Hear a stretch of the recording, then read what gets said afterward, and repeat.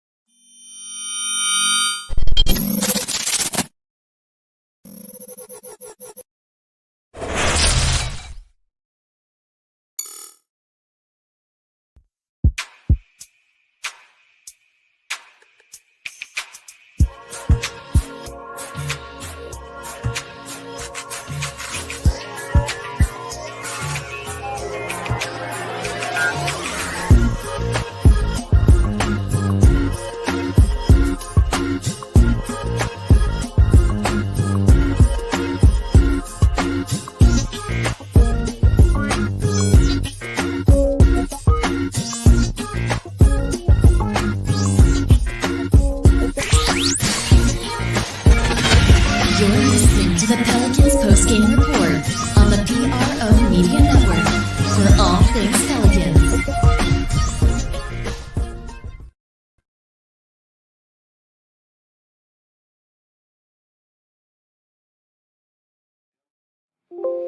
Coach, first things first, Najee with that shoulder. Any update on him medically? No, I have no injury updates for you on anybody. Got it.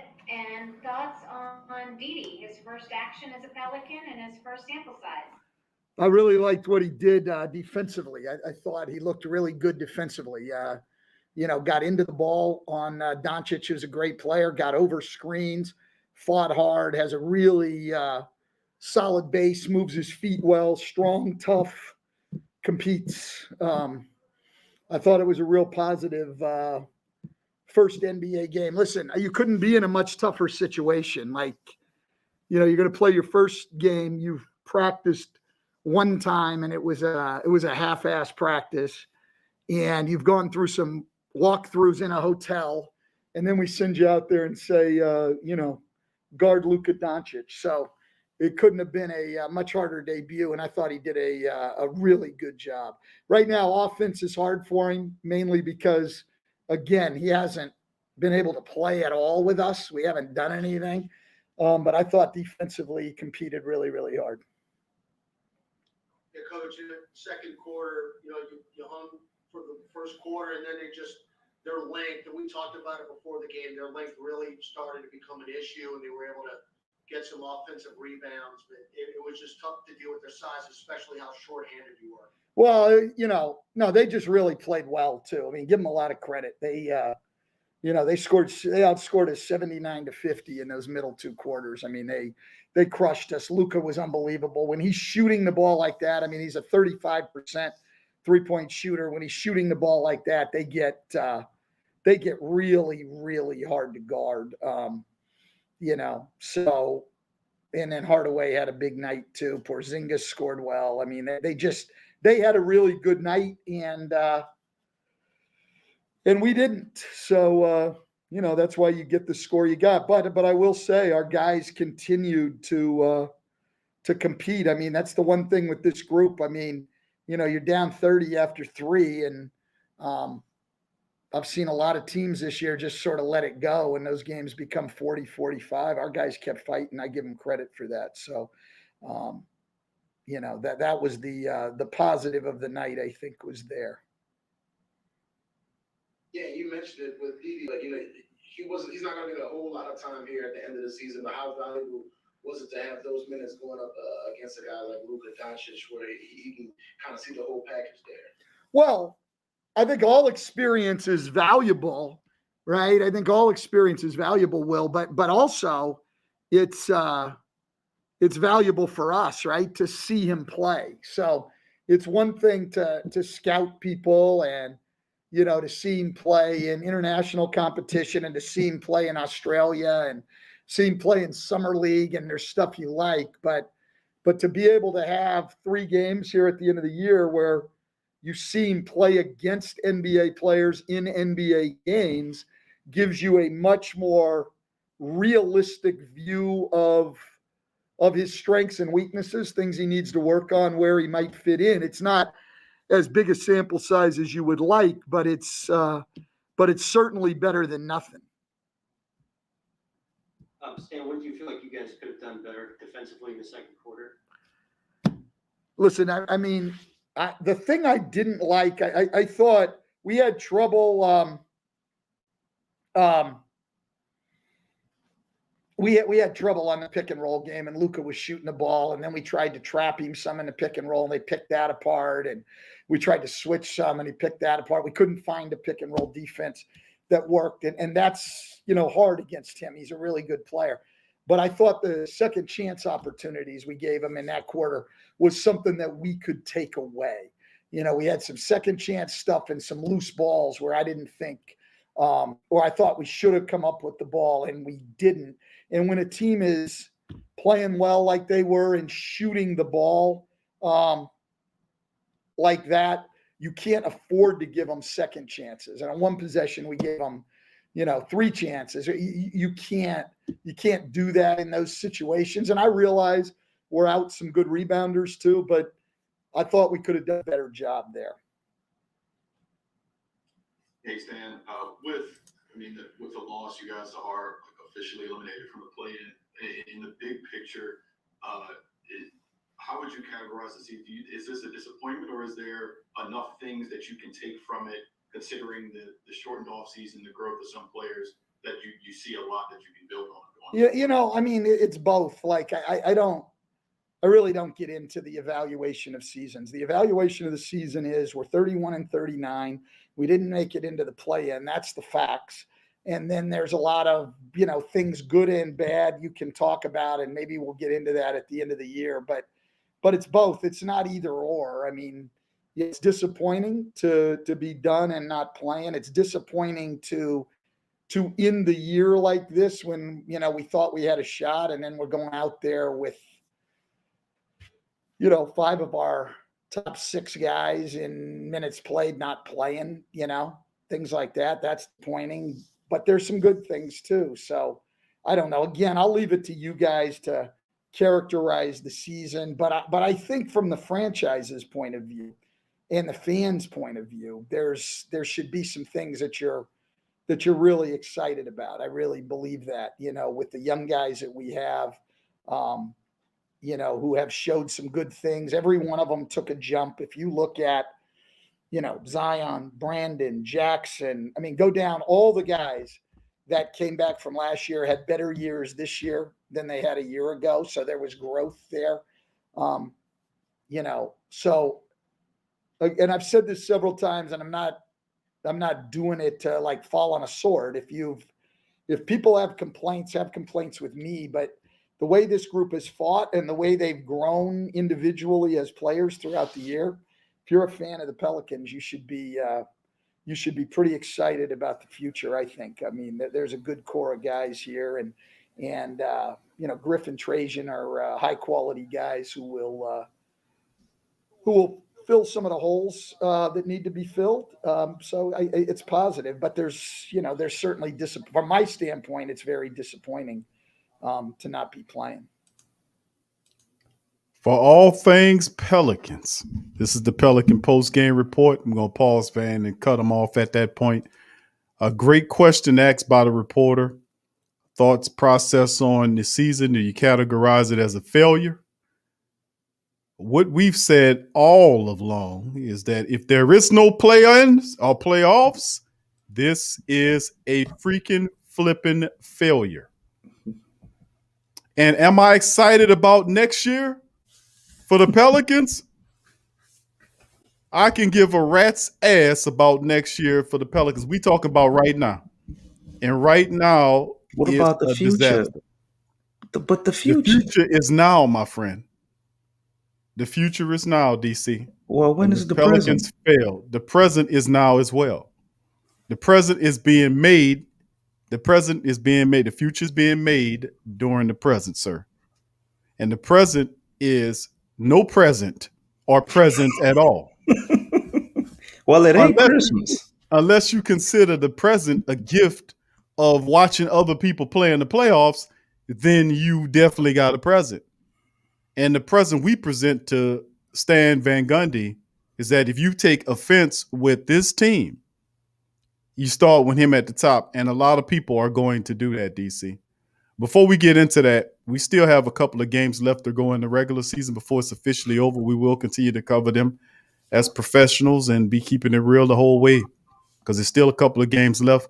But the Pelicans in this one, starless Pelicans drop, must win the Dallas 125-107. DC, they eliminated themselves last night over poor play, pathetic play. Not last night, but a couple of nights Tonight. ago. And then tonight, not enough. Not enough anything, my friend. What are your thoughts on this stuff? I mean, once they said Lonzo Ball was out, I was a little, might not get this one. And they went out there, and when I heard that Eric Bledsoe was going to be the number one scoring option, and he was going to run everything through Oh, him, my I said, goodness. ain't no way in hell we're going to win this game, Q. So watching the game, I was just really concerned to see what our young guys would do. I would have liked a better showing from NAW, but guy coming off injury, he had two pretty good games, so you can't be too mad about it. He ain't played that well tonight, but there was some other bright spots, like Didi Lozada, man, Kyra, he was doing this thing at points. Took him all the way to the third quarter to get it going. But you see flashes here or there, but I like the fact that they did still try and compete, even though they was way out of the game. I mean, the lead was up to 31 points, and they kind of got it back down to 19, 18 points. So to see them fight is something. But I'm being honest, man. Watching this game, you're bored, you're frustrated, and quite frankly, if everybody's had a full day, like I'm sure we have, this should be putting you to sleep, Big Q. You don't want to see your team getting clobbered like this, man. I mean, it's one thing to lose, but when it start getting ugly, man, I don't feel like it's an excuse for that. Something is majorly wrong when you get blowed out. And I understand they have games like that sometimes, and Dallas needed this game, but you can't tell me what was on the line. We should have let them get a lead up to 31 points, but we didn't have enough. We missing 5 starters. Dallas had a full team, so put that in perspective too. Well, let's also make mention of the fact that the shabby ass defense is the reason why Dallas was able to put up such a large lead. Rotating to the shooters late, not getting around screens, not getting in people's face, and then of course not getting rebounds, allowing Dallas to get second chance shots as well. Luka Doncic walk up 3-point shots.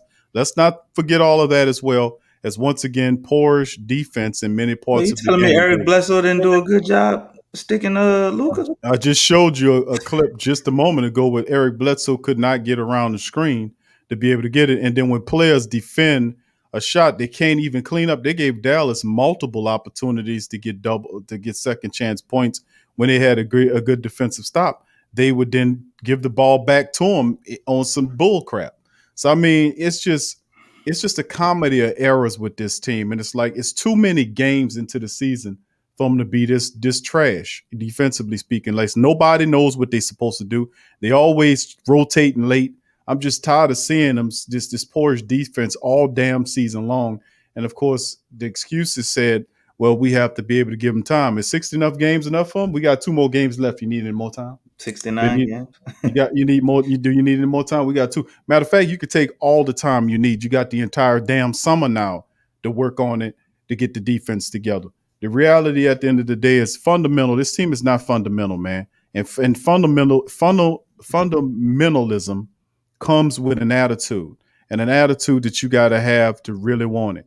And defense is something that you have to play with confidence and an attitude. This team doesn't exhibit it. It begrudgingly plays defense because of the moaning and machinations of Stan Van Gundy. Oh, I just guess out. It's like taking out the trash. You tell a lazy ass child to take out the trash, and he just drags the bag. I don't want to take it, and he just drags the bag on the cement, and then the bag is tearing open, and the trash is on the. That's what kind of begrudging type defense you see them participate in, because a lot of times they just allow teams to march up on them. It's a killer, man.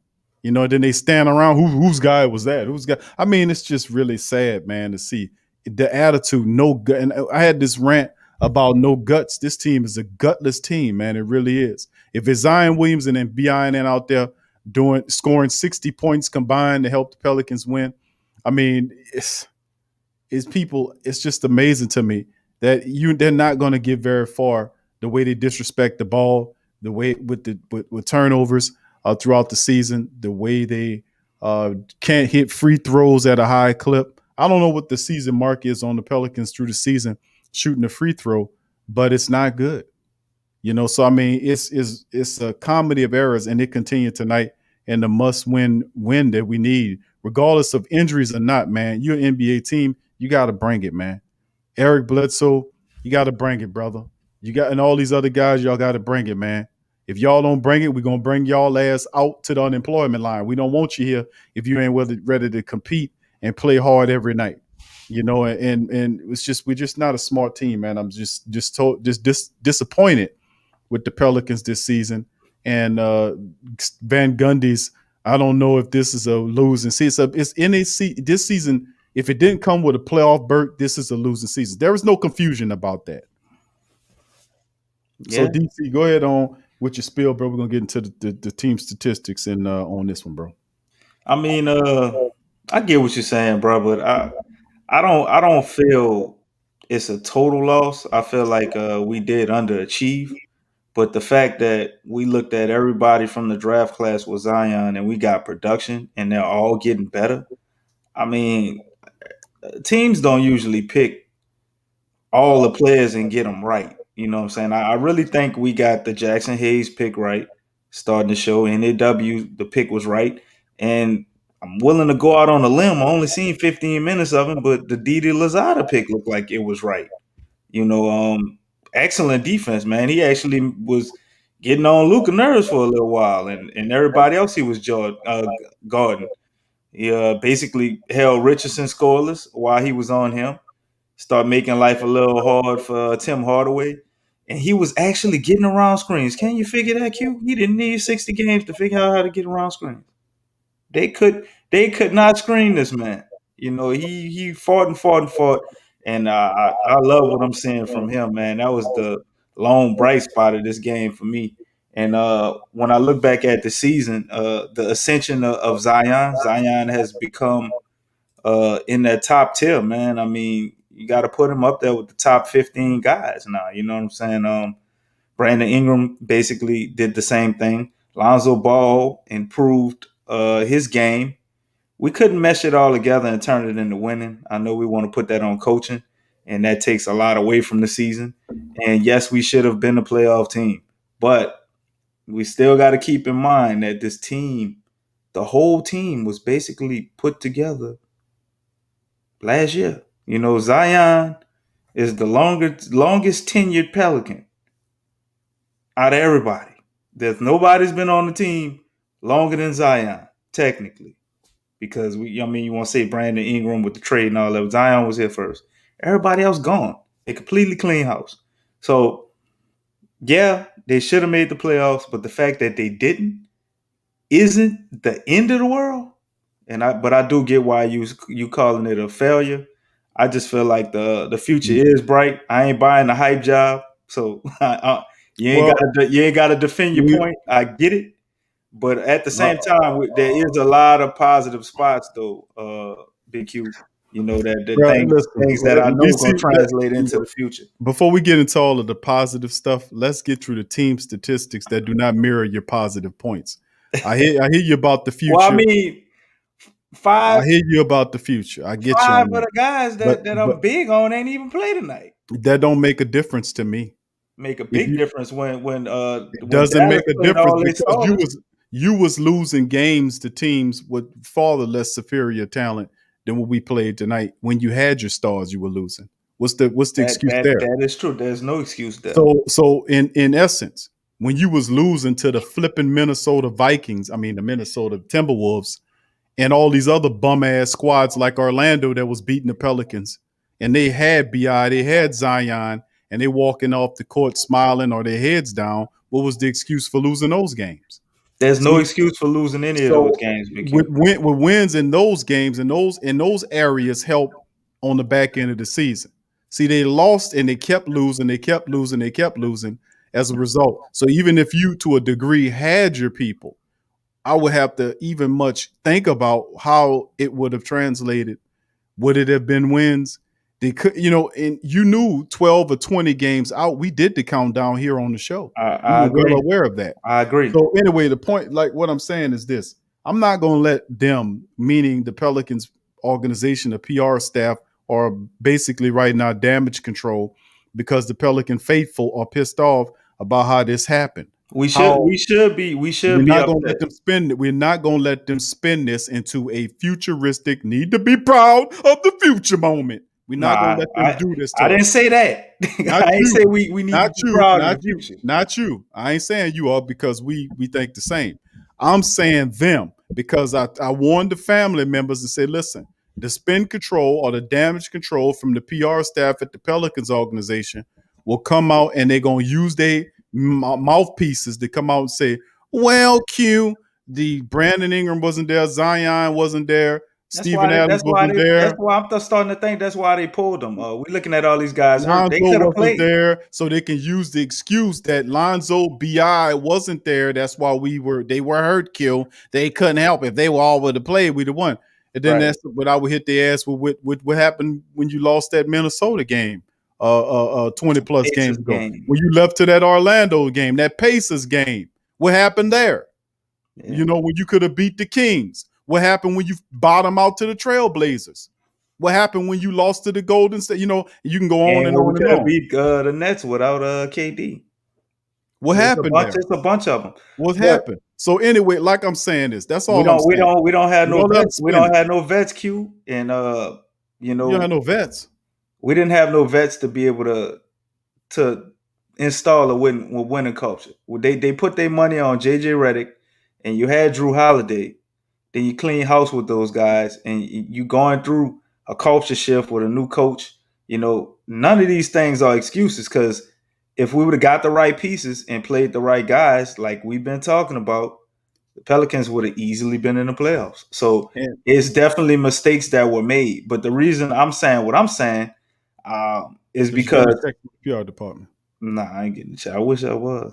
Shit, You get cash app from the PR wouldn't department. have to go to work tomorrow. But the reason I'm saying what I'm saying is because we have a situation where we could still be in a very favorable position. With everything that we have and the plethora of talent that we have, it don't take a bunch of crazy moves to get this right and to be able to have a winning season next year. So I'm being a little more positive than yourself because it's over. I'm not ready to I span ripped ahead the right now, Band-Aid DC. off. I feel you, but That's why because I'm we're not there yet. We're not there. we not there yet. We still got 2 games to go. And All then we after doing is evaluating talent and seeing who coming back and who not. That's all we doing with these last 2 games. You know that. The family know that. We still gonna not see. over with DC. We We gonna see still got 2 everybody more that games to should have finish played out. minutes. We gonna see everybody that should have been getting minutes all year finally getting minutes, and we got to make decisions on what guys we gonna keep and which ones we not.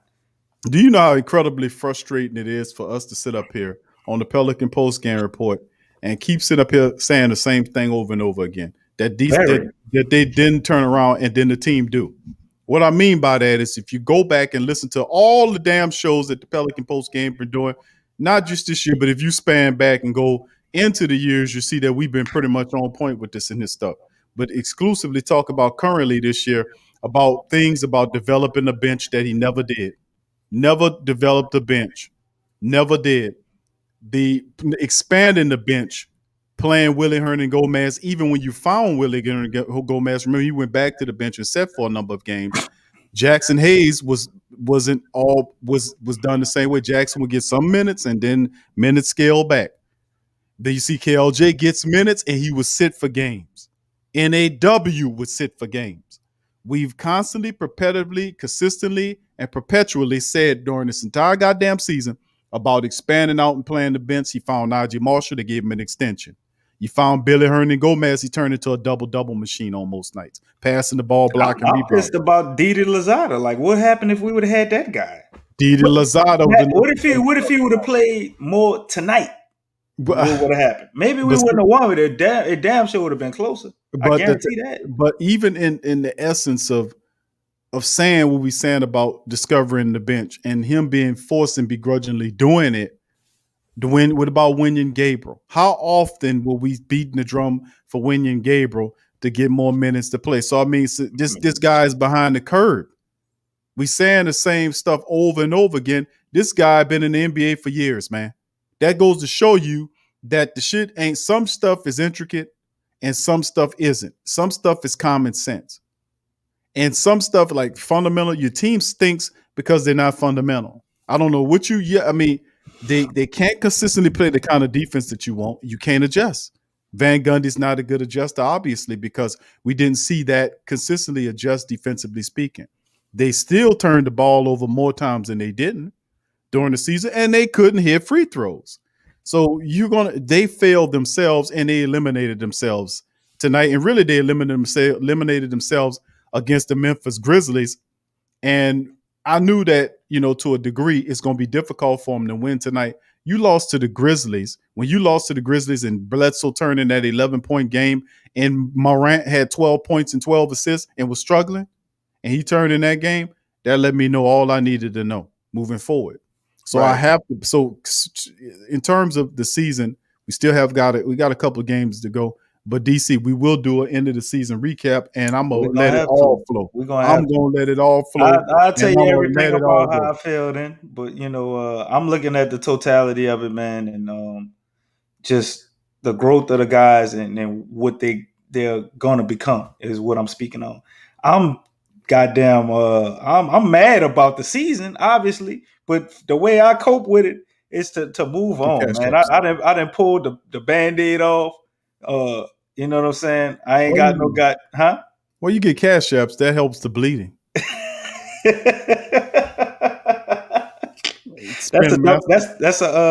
That was a metaphor there. That was a double entendre. That was double-sided, that one. No, that's the double cash app from the Pelicans. You say when I get the cash app, it stops the bleeding. So you insinuating that Bledsoe giving me money? The Pelican spin staff is starting to feed DC some money. Damage control, DC. DC stands for damage control. It ain't damage control, man. I mean, like, we've been frustrated for so long, bro, throughout this whole season. And we've been rectified in what we were saying. We're seeing the guys finally play, and when we get better, are they doing better? Then the rotation still getting messed up, and then guys getting hurt, and they pulling guys out saying they hurt when we know they probably could play. It's clear what our front office wants to do at a certain point. Maybe they did want to make the play-in, and then at a certain point they gave up, or they didn't feel like the guys could do it, and they wanted to position themselves, for the lottery. Yeah, say that we only lost because our people wasn't there. Then they could run game on people. DC thinking that you can't remember several games back when they were losing to teams with losing records to some of the worst teams in the NBA when we had our stars. Right. So we got squirrel brains. We can't remember that far back to be able to talk about that. They're doing the analytics. Q. Most people don't remember what happened 72 hours ago. That's the stat they say out there about us. That means that they really think we're stupid. Oh, no doubt about it. That's why I'm gonna keep humming at their ass because they like to underestimate people and think the majority of the people are stupid. Now everybody got their head screwed on backwards. And anyway, I know you're gonna be heavy-handed and and beat Always. them over the head, brother. So Bludgeon their ass. I'm just Bludgeon. coming. I'm speaking on behalf of the players because if you notice, I ain't said shit about Stan Van Gundy. I spoke on the players as the bright spots and the talent that we have. Now, as far as coaching, I didn't even want to talk about that because that's why I start getting mad because we've been making coaching decisions up here, and like you said, we ain't got half the shit. We ain't got a tenth of the shit they got. And how we getting stuff right from way up here that they can't figure out? And I know they know more than us basketball wise. You got to. You've been doing it forever. So like, how can you come up with all these complex schemes and all this shit and you can't figure out simple shit? So we're gonna cover all that in the end of the season show though. I know y'all say y'all probably feel like I ain't mad enough, but I ain't got no steam, man. After the Pelicans took all the steam out of me today, bro. I had to throw in the towel, bro. Sitting on the sofa. Like, you know what? This shit ain't gonna happen. It was right around the second quarter. I'm like, God damn, we can't even make it I can't even have some faith until the fourth quarter. In the second quarter, they rolled over on me. I'm like, I know it was gonna take a miracle, but god damn, Q. The Mavericks ain't scored 45 points in a quarter all goddamn year. And they just come in there and do it on us on the second night of a back-to-back. I'm like, oh man, look at this shit. There ain't no way we gonna win this. So all the anger that y'all saying I don't got, I expended it on the couch watching the game. Damn near broke my projector. Shit was ridiculous. But let's move on, bro. Let's finish this. I hear you, DC. Cash apps popping. With that being said, who paid me? This DC has changed its name to Damage Control. As he's taking over the spin for the New Orleans Pelicans organization. We couldn't win because Zion was out. B.I. was out. Lonzo was out. Steven Adams was out. See, we didn't have our stars. Boy, now you said I was Damage Control. That sounds like a... That's what you've been telling. That's what you're going to start saying. I didn't say that. I didn't say that. No, I'm taking it away from you so you won't say it. What you talking about? I ain't going to say it again. I said I knew it was going to be a long shot for us to win this game. But there ain't no reason we shouldn't have been able to compete and stay in the game and give it a shot. Because Dallas needed this game too. I don't know if people realize they needed this game so they could actually be in the playoffs and not have. I'm glad we helped them. I'm glad we can help ourselves. We couldn't help ourselves, so we helped Dallas out. We helped Memphis out. We just a charitable organization. We can't help ourselves. Even we go to the charity stripe tonight. We hit 74%. On our free throws. They say we won't bow down, but we could do the Chinese bow, you know what I'm saying? We won't bow down. We bowed the hell out on the season by ourselves. We didn't bow, we got down on one knee. We was just showing respect. You groveled down. We were showing respect for Kaepernick. We just got down on one knee. You groveled down on all fours. That's what happened to us in this one. Come on, field goal percentage. Over these stats, man. All right, 36 of 87, 41.4% from the field for the Pelicans versus 49% by the Mavericks, 47 of 96. Look at how they killed the Pelicans from shooting beyond. They had 15 3-pointers on 45 attempts for 33%. Pelicans was 7 of 28 for 25%. Free throws, Pelicans 38 attempts at the free throw line on the road in Dallas. They gave them 38 attempts. Versus 16 by the Mavericks. Mavericks 16 of 20 for 80%. Pelicans 28 of 38 for 74%. Top rebounding squad was Dallas 48 to 44. Assisted Dallas 23 to 18. Pelicans did win the steal game 5 to 4. Even on the blocks 2 apiece. Pelicans 13 turnovers. Mavericks in single digits with 8. 12 points off the turnovers for the Pelicans. 7 by the Mavs, 14 fast break points, Pelicans to 6. By the Mavs, points in the paint, Mavericks 58 to 46. And they led as much as 31. The Pelicans' best they could do was 3 on the night, baby. So, very interesting. DC, what about these team statistics would you want to talk about here, if anything? To be honest with you, Big Q, I really don't want to talk about shit.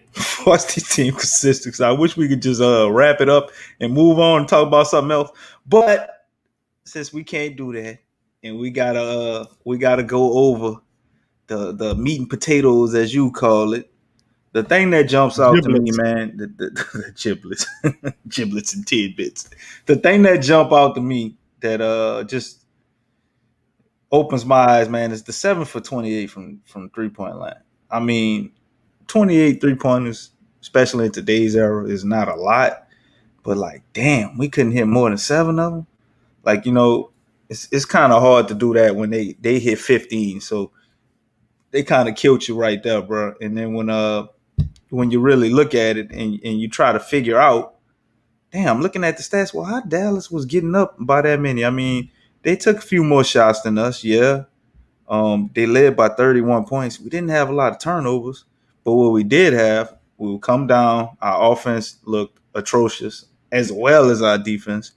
And, sometimes guys would just take random shots, hoping to try to get back in the game, which leads to a nice setup and a quick possession for Dallas to put them in a better opportunity. It's almost like getting a rebound, not getting a rebound.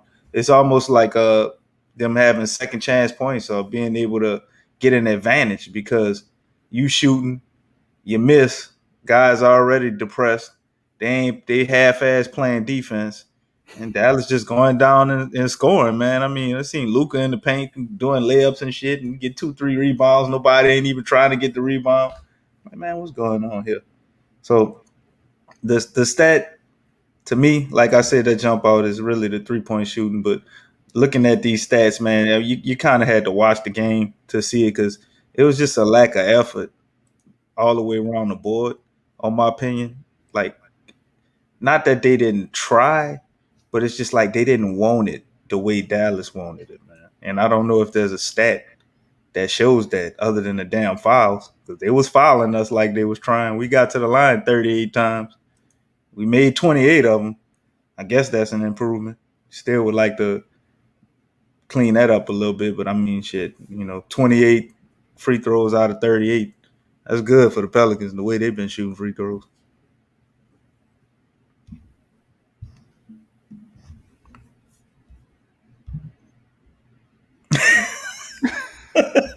Goodbye, Pelicans. We still got 2 games, Trajan. Trajan, who we drafted?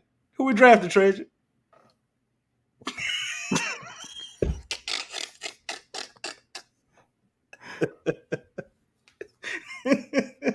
Trajan, we gonna re-sign Lonzo Ball?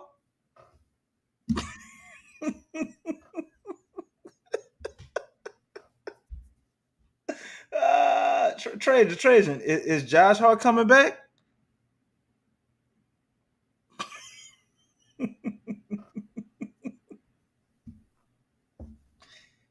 Trajan, are we trading Eric Bledsoe?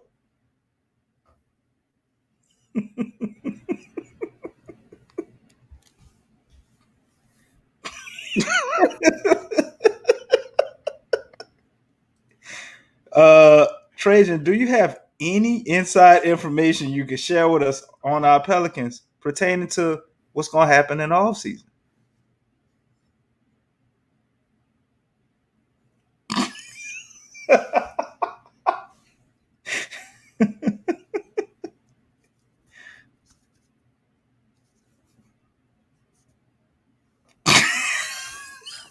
I don't know what the hell Trajan just said, y'all. But to him, he over there talking up a storm. I ain't said a word yet. Trey just said he don't have a clue. That's what that was. I don't know what he got to ask. He says you got to ask Griffin. That's what he was saying. You got to ask Griffin. I don't know. They don't even talk to him. DC, isn't that pitiful? But anyway, how you the GM and none of the main media talk to you at all, like ever? I mean, I understand. He obviously prefers to be in the background at this point, has to be, but like, how they don't talk to you ever? Like, ever, Q? Ever? bro, He get on little podcasts. I seen him on like little podcasts and stuff they might post on Twitter, but when they put a microphone and like, the cameras on and all, they never asked Trajan nothing. Don't need I to. thought He he don't was got a no answer. GM. Bro, he don't got no answer. Why am I asking a man that don't have no answers to question? He gonna point at that man. He gonna point at ask David Griffin. I mean, that's the biggest joke in the world, man. That guy, I don't know if that guy realized that what he did when he came to the Pelicans, he became the biggest joke in the world because he's a general manager that don't general manage shit. How you general managing and nobody don't hear from you? I never heard of a silent general manager. It's dysfunctional, is what it is. The He's not VP has. he's not a general manager. The GM stand for General Mills. He makes cereal. Yeah, that's what it is. It must be that because he ain't general managing the damn thing. But it's crazy. It's a disappointment. To be honest with you, how the staff is, and we have a lot of talented coaches, but everybody got to be a bit upset about how the Pelicans performed this season. It was totally disrespectful to the base, and for them to sit up here and try to peddle the future at us, they all need to be slapped in their damn mouth for trying to peddle. Don't peddle no future at me right now when you can't even get the present together. You can't get the present together. How you gonna peddle me the future? Because I they mean, come on. letting you know what's about to happen these next two games. Oh, I'm gonna be shooting all that Basically. shit down. I'm gonna be shooting all that down. I'm gonna shoot all kind of holes in their little bull crap. Once I seen tonight, I was like, yeah, we about to tuck our tail for these other two games. I can't even say we gonna win. They gonna make sure we don't win. They probably gonna have James Nunnally out there, man. Nunnally ain't give you nothing the whole day. So his name is his game, Nunnally. But I mean, it's sad, man. But GM equal goodbye. let's go into the individual statistics here. DC top man for them in terms of scoring was Bleeding Sore, 15 points tonight, 4 assists. Boy, he was moving the ball, wasn't he? DC, a blistering 4 assists today. He had 3 turnovers in the matchup. Oh, boy, he almost had as many turnovers as assists. That's a good ratio there. $18 million, and he performs 15 points, 26 in the minutes, 5-11 from the field. Well, we got so many stars out there to take the ball away from him, Q. Yeah, 1 of 5 from downtown, 4 of 7 from the charity stripe. How about that? Blistering at minus 11 in his plus minus, despite those positive statistics. 13 from NAW in 35 minutes. He was 5 of 14, struggled today, 1 of 5 from downtown as well. Finished with 13 points, 3 assists, and a couple of rebounds. 12 apiece by Najee Marshall, 12 and 6 from Najee Marshall in 30 minutes. He was 0 for 3 from downtown, 12 and 10 by Billy Hernan Gomez, 12 points, 10 rebounds in 26 minutes for Billy Hernan Gomez. And then, of course, off the bench, Jackson Hayes in 22 minutes, 15 points, 6 rebounds, and a block and a steal for Jackson, 13 from KLJ in 22 minutes of action, 13 points, 4 rebounds, 2 assists, and the matchup for KLJ, 7 from Wenyen Gabriel tonight in 26 minutes, 7 and 5 from him. Nunnerly gave you basically nothing. We had a 3-pointer tonight, 2 and Didi Lozala in 15 minutes, got in there. He scored 2 points, but played some pretty good defense there. Wesley Awandu had 4 points and 4 rebounds in 13 minutes of action.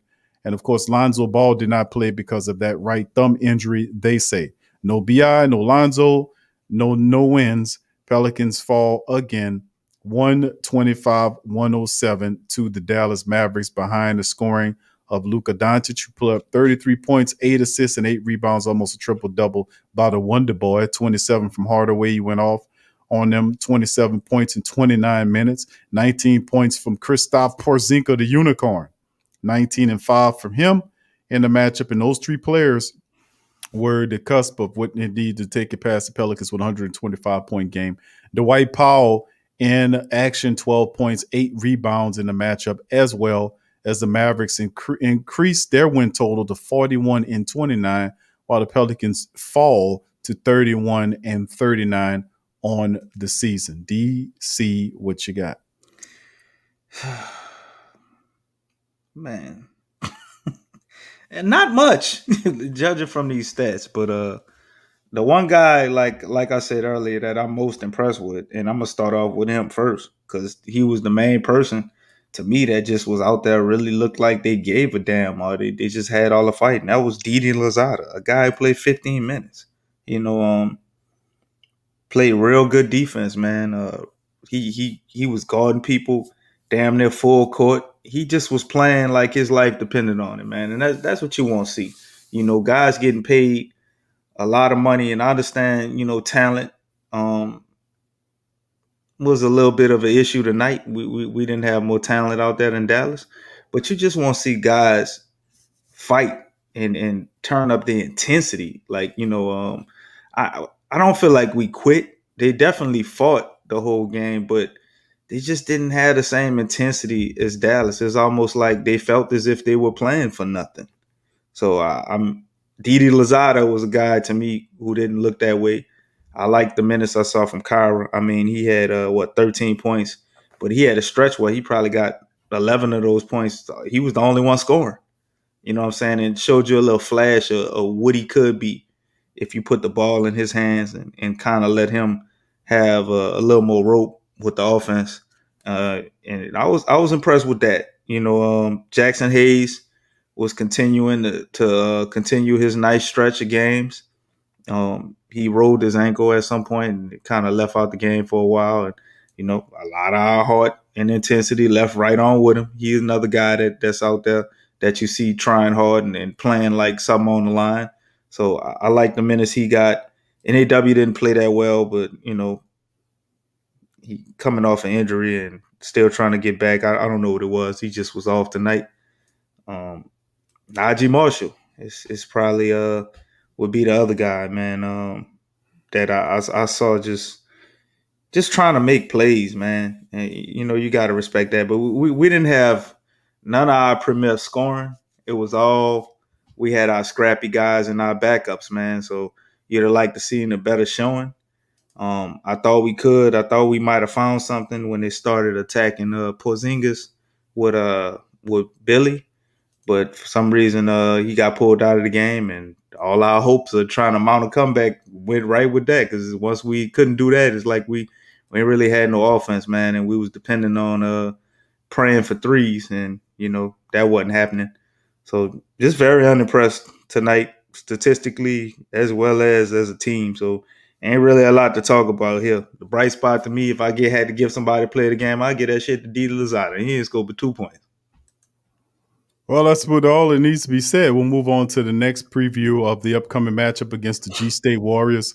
2 games remaining in the season. Pelicans eliminated tonight with this loss. 2-game losing streak by the Pelicans sealed their own fate. Warriors will throw the dirt on top of them as they're moving forward, as the Golden State Warriors have won 4 in a row. They're 37-33, moving toward the play-in into the playoffs. Pelicans, like I said, have been eliminated tonight. As you can see, the top scorer was Zion Williamson on the season. Steph Curry, 32 points a game, 92% shooting from the free throw line, 48.3 from the field for him. Top rebounder, Steven Adams. Draymond Green is their top guy. And, of course, you look at Lonzo. All those guys were not available for the Pelicans. As he continues, don't be surprised. B.I., Steven Adams, Lonzo, all of them, the guys going to be shut down for the rest of the season. So they can spin the angle about it. And I think, let's see here. Go off asked the question here, and this leads right into it. It says, Big Q and DC, how do you think Griffin will try to spin the failure of the season? It's gonna be injuries. You're gonna talk about the fact they're gonna spread it around. And Zion got hurt, and they're gonna use the injuries to say, well, we were hurt, and the injuries were part of it. And we lost Lonzo, and of course, you're not doing David Griffin right. Well, for this particular set of scenarios in this situation, with the climate of the NBA at this point and the intensity of the season with the ratcheted up back-to-back games, and only having those 72 games, if we had 10 more games, we possibly could have made it. We talked to the league about how they officiate Zion. It's completely the audacity that these players have. I mean, some guys even told him they will continue to follow him. And, the officials don't do anything. Stan Van Gundy, he didn't have time to implement his system. It was just really a careless effort on the league's part. This is not your normal set of scenarios. It's very unique situation.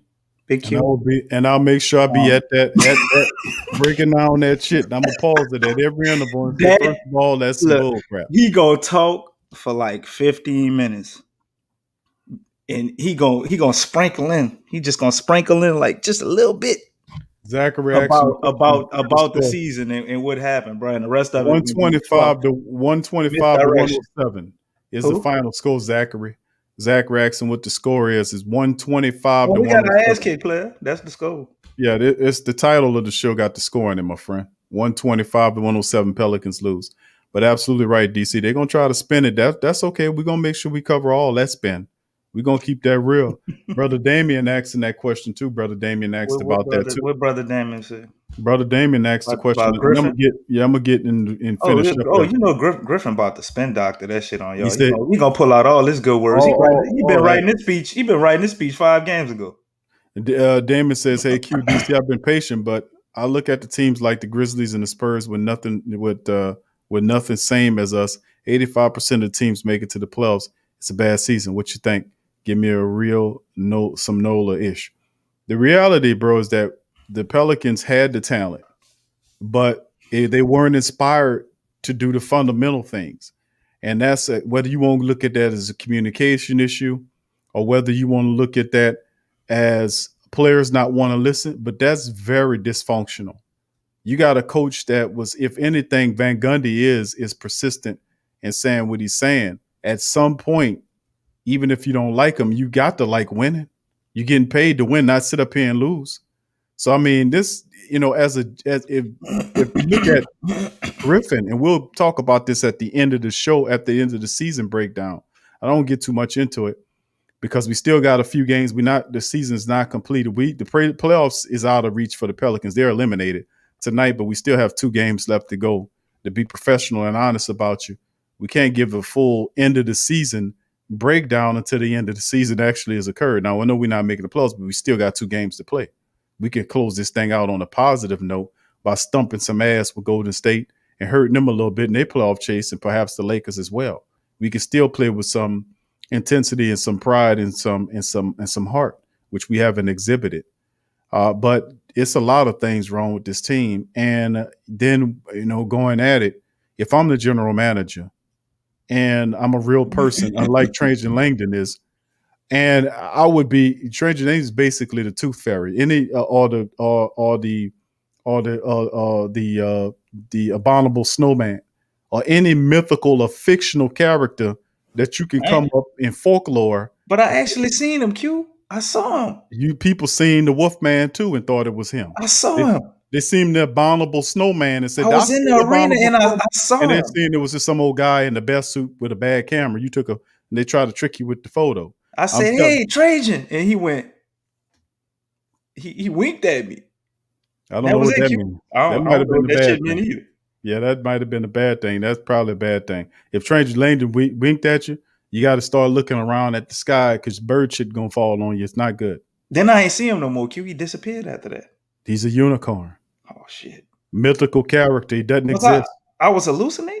Trajan Langdon, the former basketball player, he's real. But the general manager, that guy does not exist. He had on a suit and everything. I know, but that's it was not a light gray suit. Like I always, you know what, Q? He was wearing the Antonio Davis with the every time I see him, he have on the same color suit. Q, you might be on to something. He always have on a light gray suit.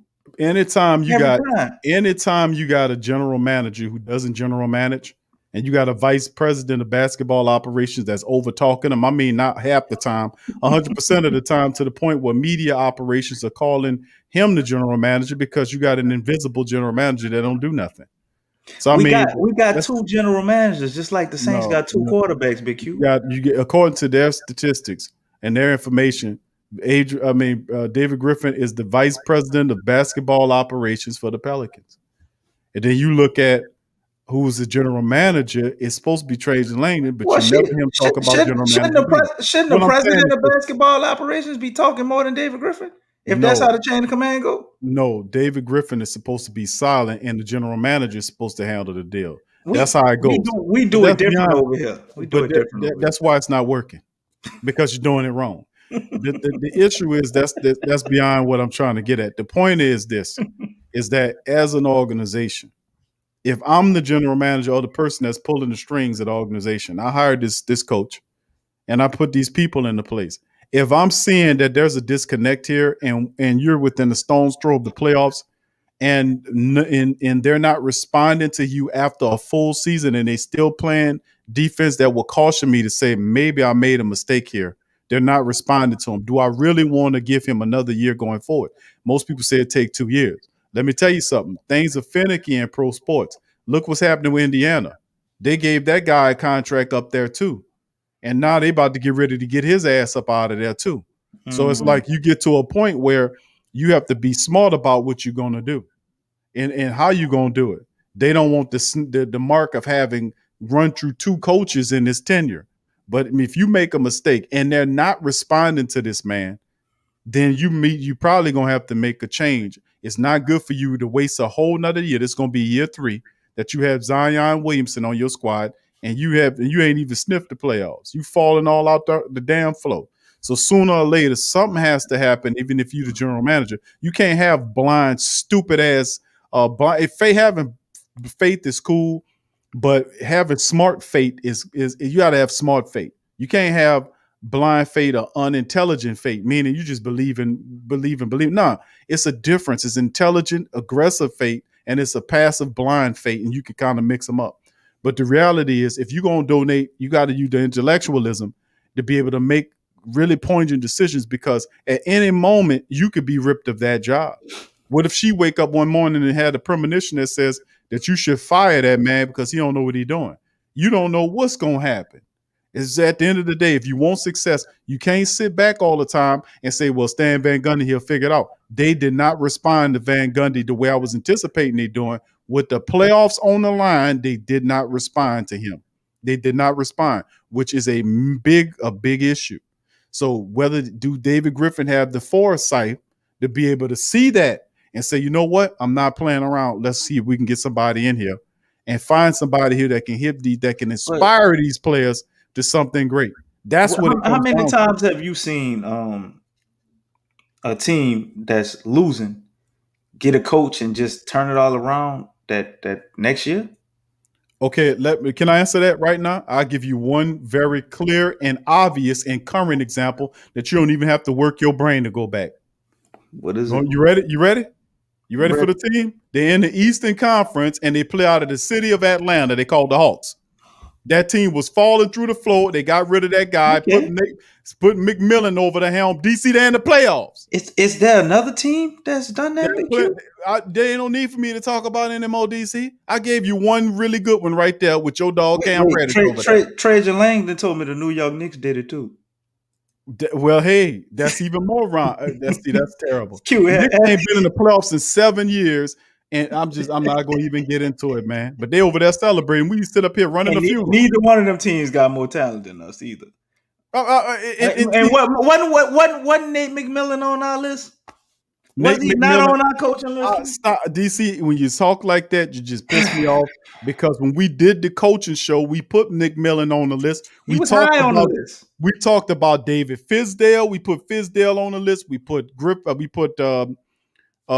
Nate McMillan on the list. Hey, we put Tibbs on the list. Well, no, Tibbs was already in New York. We put it was several other players that coaches that we knew that would respond, that are communicators. Mark Jackson was one of them that we put on the list.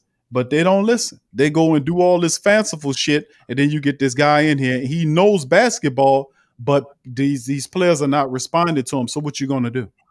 You gonna try to force feed him again next year?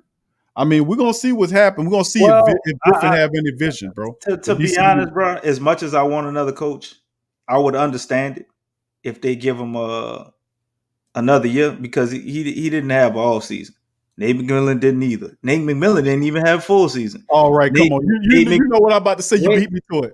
Nate McMillan is obviously a superior coach to Stan Van Gundy for this generation, or these players, right? But if we get rid of him, and this is my point, if we get rid of Van Gundy, do we really trust our organization to make the right coaching move the second time after they clearly botched it the first time? The second time, this will be the third time because the first time they botched it when they let Elvin Gentry take over the team when he came in here. I told them they should have fired him. You don't keep that guy there. I mean, he was a loser. You should have got rid of him when you came in the door. And I told him that. They kept him, then he failed and confirmed everything we were saying. He was shitty. Big Q, you can't blame me for this dumpster fire. The only time they won, Rondo was one of the biggest reasons why the Pelicans Rondo was won waving Rondo was waving Gentry's substitutions off because he didn't know what he was doing. The people is getting hot and getting fired. They out there playing with intensity and focus, and he trying to pull them out the game. That bitch is crazy. He was drinking Heavenly Hill or something. I mean, bro, I'm trying to tell you it's crazy. But man, listen, man, it's like too many points. I need to score some of the points in the fourth quarter. But see, that's a great question, though, DC, that you posed. It's like, do we trust them to make the right decision the second time? You know what? No, I don't. Because it was a swing and a miss with Gentry. It's a swing and a miss with Stan Van Gundy, even though Van Gundy is very intellectual with the basketball game. I think he can do better than Gentry. But he can, but they're not listening. I mean, you having these offside meetings with Zion and the rest of these guys, and ain't nothing becoming of it. I mean, nothing became of it. Well, at what point of the season did they even threaten 500? We've been 500 since after the All-Star break. That's what I was about to tell you. Since the All-Star break, we've actually been a 500 team, and we've had the number 6 ranked defense since the All-Star break. Now, maybe after tonight, them stats might have went down a little bit, but prior to the Memphis game, when I looked it up, we were a 500 team post All-Star break. And we were number 6 in defense. It was true. It was true, bro. I had to look at it twice. You can go to NBA.com and check out the statistics, man. I ain't making this shit up. I couldn't believe it my damn self. I should have told Trajan Lang to take a picture of it. I wouldn't believe him either. I'd have just said that was Photoshop. I got another question for you. Trajan Langdon Photoshop and NBA stats. Have we ever seen Trajan Langdon and David Griffin at the same time? There are pictures of them together. But have you seen it with your own eyes? Yes, I think Trajan had a brum.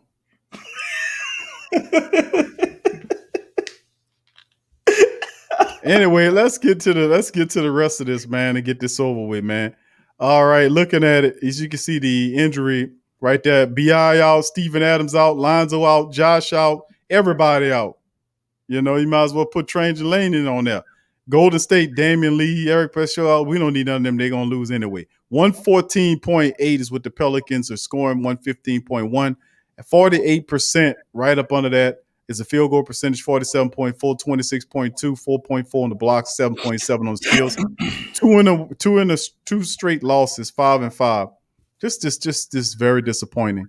113.6 versus 113 flat. Golden State 47% from the field, almost 43% on the rebounds, 27.7 assists, 4.8 on the blocks, 8.2 on the steals, and they've won 4 in a row. And also they're 7-3 the last 10 as they catching fire real fast and scoring like 40 points every goddamn game to carry them. Yeah. That's what good players do when they want their team to win. That dude scored 49 points the other night, man. That's what good teams do when they want you to start when they need wins. Good teams, good players start scoring a bunch of points.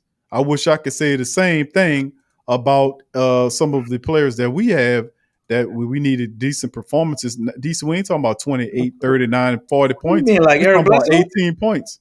15 to 18, 18 to 20 points a game from an $18 million player or two. Wouldn't hurt us, right? I mean, it's just what it is, right? And Eric Bledsoe good for 30. Is he? He ain't good for nothing else. All right, go to wait, hold up. He good for a 30 for 30. That's what I meant. He'd do a documentary on this shit. This is horrible. Yeah, the collapse of a bleeding sore. If you look at the Golden Terry Rozier accused Eric Bledsoe of actually being Drew Bledsoe, his career fell off a cliff. That's basically what happened. That man, I told you that man don't want to be here, bro. That dude stink. He ain't want to be in Milwaukee either, because he was doing some of the same shit in Milwaukee too. Oh man, I went and Yeah, he listened was a to their lot. fans. He was a I lot went and better listened to their than what fans, he's showing man, us and they, now. oh my God, they couldn't stand Eric Bledsoe. You thought we've been getting him the business. We only had him for a year. They had him for a little longer. Boy, they can't stand his ass either. Q. They were so happy when they said they gave us 5 picks. 5 picks in him to get Drew Holiday. They said they robbed us. They That's what their did. fans were saying, bro. Strong dom the Pelicans and left them Shit. with that agent for destruction on the team. But look at the Golden State You think Warriors we would have depth been a chart right here. playoff team if we wouldn't have got Eric Bledsoe? I mean, I don't think so, but I'm just curious to see you and anybody else in the chat if y'all think that. If I we think wouldn't have made the trade and got Eric Bledsoe, not Drew Holiday still gone. We still got Steven Adams some type of way. But we don't have Eric Bledsoe. I think George Hill helps you better than Bledsoe does because George Hill We'd be a playoff team though. I think you would have gotten the playoffs because you only needed 5 games. I mean, we talking about a difference of 3 to 5 games, and you make the playoffs.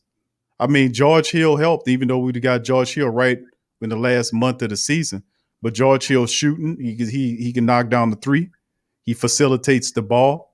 Really intelligent guard, and he's a better guard overall than Bledsoe, especially for a team like with the Pelicans. You're talking a difference of 5 games. I think he hits. And remember, George Hill not only hits the 3-pointer well, but he's an excellent free throw shooter. No, we've lost games due to the fact that we couldn't connect on free throws. You see Bledsoe go to the line in 10 times the other night, or a few games back, and then he's 5 of 10 from the free throw line. Do you lose that game by 5 points?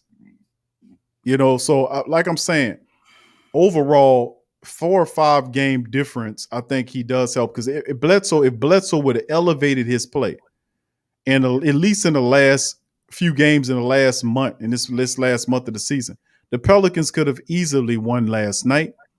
Tonight might have been a different thing, but some games where you needed his production when Lonzo wasn't there, when Lonzo was in and out of the lineup, he was the mainstay in there. When you seen BI might be out, or Zion out, Eric Bledsoe wasn't going nowhere. He was there.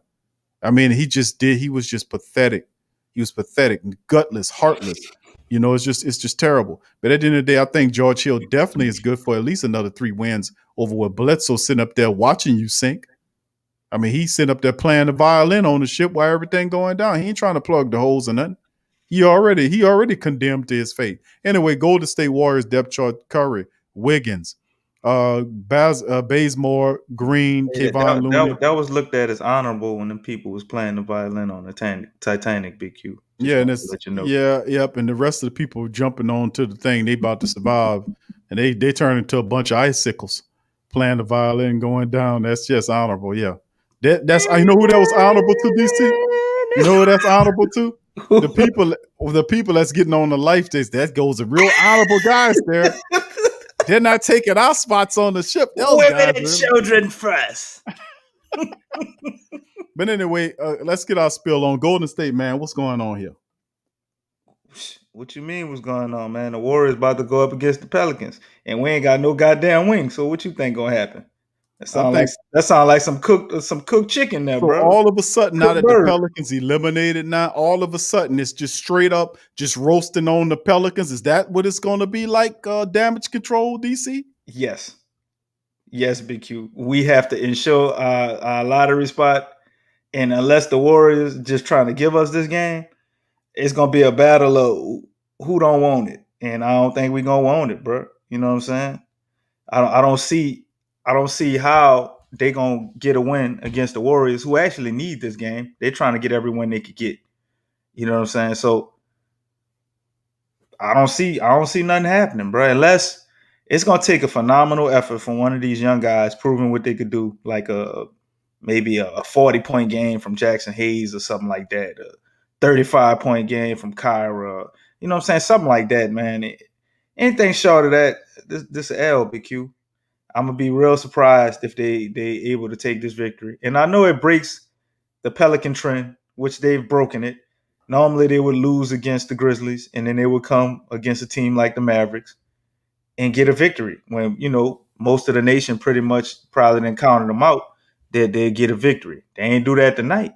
So I don't think it's about to change against the Warriors, especially watching how Steph been playing and what they did to us the first game, and then seeing that we beat them the second game, and it took everything for us to get that second game, and we ain't got none of them players. I just don't see it, brother. The team is they too well put together. Curry is on fire right now, and we not gonna play great defense against them. We demonstrated that tonight. To me, the Warriors are more of a wild card than Dallas. Obviously, they haven't been as consistent all year. But if I played a team in the playoffs, I'd probably be a little more afraid of the Warriors with Steph Curry than the Dallas Mavericks. And I know that's tomato for some people, but that's just my opinion. So if they couldn't beat Dallas, they ain't stand a chance in hell. I don't see how the hell they beat this Warriors team that probably need this win more than Dallas, in my opinion. Gonna be tough. The bottom line, with the pressure off, they probably play a lot more easy Well, because the it pressure's depends off. on Van Gundy too. What lineup he go with? If he go with a young lineup, like let the young guys start and sit Eric Bledsoe ass down, then we might be on to something. So if we Could be. see Bledsoe roll out there, and you still got James Johnson playing, not saying that he's taking us away from winning, but if they don't just go like with all these younger guys just to see what they could do, then and the chance in hell, Q. If they do that, then maybe one of them younger guys might shock us. Yeah, and you got a point on that, bro. At the end of the day, it's going to be tough for the Pelicans to win either one of these remaining games against the Warriors and the Lakers. Both of these teams looking for playoff wins to help sustain themselves. So it'll be difficult to see that happening. But we will be here covering both matchups, as the 16th is the final game of the regular season for the Pelicans. And, of course, we'll then do a recap show, recapping the season. We'll open up the lines. It'll be a weekend show to give the family members an opportunity to chime in on their thoughts of the season. Of course, there'll probably be a end of the season press conference by David Griffin, and we'll, of course, and Stan Van Gundy, and we will definitely be here to go over that, play that, and break that down and give you that real. We're not a part of the spin machine, and I appreciate not being a part of the spin machine. No. Somebody got to keep it real, bro, and that's just who it's going to be us. It's got to be us. Then it's going to be us. So Damon says, last question or so. Damon says, "Hey, Big Q, when the last time you've been behind that mic? Need more of the Ninth Ward shit since Magic. Yeah, Mr. Magic. I met Magic a few times, man. LOG, that's my dog. Yeah, Magic is cool. He was a good. Well, he passed away, but Magic, I met him a few times. Real cool dude, man. He real cool dude. LOG, I remember G's and Soldiers. I remember that. A lot of them old Ninth Ward dudes. Somebody here mentioned Feli Phil and a few other boys. What was they called? The Godfather Records was in the 9. There were quite a few people come out the 9. Godfather, the Mobsters, I think they were called. Godfather Records, and it was a couple of guys. I remember back in the G. Yeah, but the squad upcast with Wayne too. Kid and Gutter. Yeah, Gutter's my cousin, JR. He's my cousin. So him. He had a pretty successful run with Wayne, and kind of disappeared later on. He was trying to get on the deal and stuff. He was doing some independent stuff. I heard him for a while. Mm-hmm. Met a lot of them dudes. Back in the day, we ran. I had my own record label, and I met. We did songs with Fifth Ward Weeby, Magic, David Banner, R.I.P. Fifth Ward Weeby. All that, man. All them brothers that passed away. Like, and then who else was there? Currency. We did a song with Currency. It was a couple of dudes, man. Yeah, he was running. He was because all that stuff is kind of interesting. Early on in life, man, wrote books, all kind of stuff, man. Just really, really fun. But anyway, Johnson Big Q. No, I was not in the 3-9 posse. No, I wasn't asking. I ain't playing. I remember all that 3-9 posse, all that. You tank, the East Beast, that dude's out of the East DC don't consider that the 9. Yeah, I know they don't consider the East the Ninth Ward, but you look at the city map, it shows that the East is considered. What ward is the East? It's considered the Ninth Ward. That's what the map says. I mean, it breaks down at a certain point, but they considered Ward 9. 50 Cent a few, nut sign with 50 Cent a few years. Okay, yeah, 50 Cent. Yeah, some decent cuss over there. Mm-hmm. Yeah, yep. But anyway, fam, I'd like to thank all you guys for chiming in on this episode of the Pelican Post Game Report. 74 minutes in on this one. I hope we made you feel at least a little bit better about the fact that we'll definitely be back in the building once again at the last, I say probably the last, we got 2 more shows left to do. And then, of course, we're going to be an end of the season show where we'll cover a lot of stuff as well. So, I mean, at the end of the day, man, we just continue to just keep on keeping it real, and we're going to be here, man. What else can we do? While people celebrating their playoff successes, we are not quite celebrating, but you know what they say. We're supposed to be celebrating our lottery numbers, Big Q. Yeah. Well, no, I'm not going to celebrate that. We're not gonna have we gonna have the real lottery numbers. You know, some teams they get the little scratch and sniff tickets. You know, we're gonna have real lottery numbers. You know, the ones where you got to get printed on a piece of paper. We got them, bro. And we pretty much got all the numbers. We just don't have the Powerball. We got to guess the Powerball right, bro. That's something to be kind of excited about, right? I don't know. We don't know what the Lakers pick gonna be to get the Eric Bledsoe, the flock out of the Pelicans pick. We don't know what that's gonna be. That pick is gonna be used to send Bledsoe packing because nobody gonna want him. He still got a year left on his contract, so we'll see how it all goes. But that'll do it for the show, family. And for tonight, I'm gonna be doing the phrase that pays, and I'm gonna say this.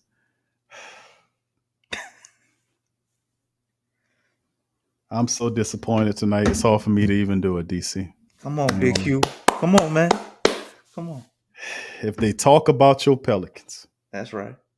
You tell them in the New York accent, the same New York Knicks that just clinched the playoff spot to go to the playoffs. Damn. Damn. That wasn't a positive way to end this whole number. That is positive. Somebody got to be happy and somebody got to be sad. Shit. So just you tell them in the New York accent if they talk about your Pelicans.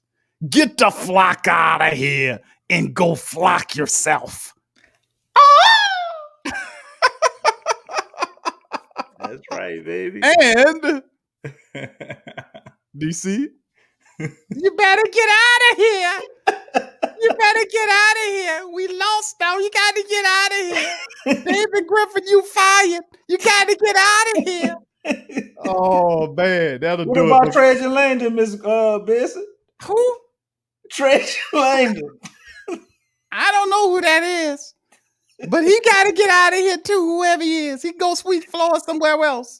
We got robots now. We don't need Trajan Langdon.